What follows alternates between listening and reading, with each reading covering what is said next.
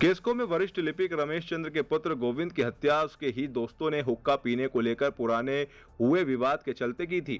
हत्या के पहले गोविंद हत्यारों से पैसे लेकर जान बख्शने की गुहार लगाता रहा। इसके लिए दोस्तों ने उससे एटीएम से पैसे भी निकलवा लिए, लेकिन फंसने के डर से हत्यारों ने गोविंद की एक न मानी और हत्या करके शव को कानपुर देहात में फेंक दिया। पुलिस ने पूरे हत्याकांड की गुत्थी सुलझा दी है। साथ ही 6 अभियुक्तों को गिरफ्तार भी कर लिया गया है। जो जिस लड़के से इसका विवाद हुआ था उसके 4-5 साथी थे, वो वहाँ से गुजर रहे थे। उन्होंने इसको देखा तो उसने अपने दोस्तों से कहा कि इसने जो है मेरी बेइज्जती की थी और गाली गलौज की थी, इसको आज सबक सिखाते हैं। तो इसी उसमें उन्होंने उसको अपने साथ गाड़ी में बिठा लिया।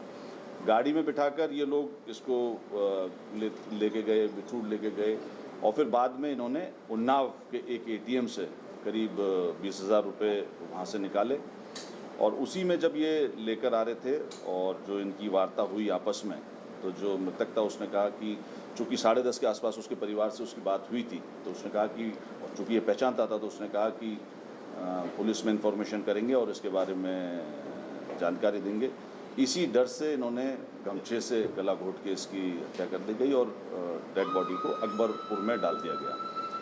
अगले दिन जब ये मिली उसके बाद हमारी पुलिस टीमें सक्रिय हुई और उसके बाद जो सर्विलांस था, जो ग्राउंड इंटेलिजेंस थी, उस सब के माध्यम से इन लड़कों को पकड़ा गया और करीब 6 लड़के इसके अंदर पकड़े गए हैं और इनसे जो बेलेनो गाड़ी थी इसकी, वो इन्होंने रेलवे स्टेशन के पार्किंग में खड़ी कर दी थी, उसको भी बरामद कर लिया गया है।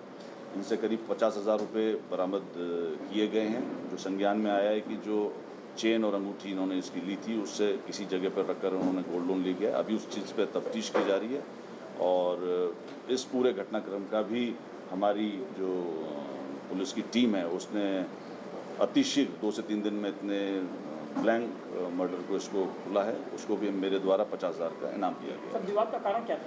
विवाद का कारण ये था कि जब इसके घर पर जो मृतक का दोस्त गया था, तो हुक्का पीने को लेके आपस में कुछ कहा-सुनी हुई थी, गाली-गलौच हुई थी।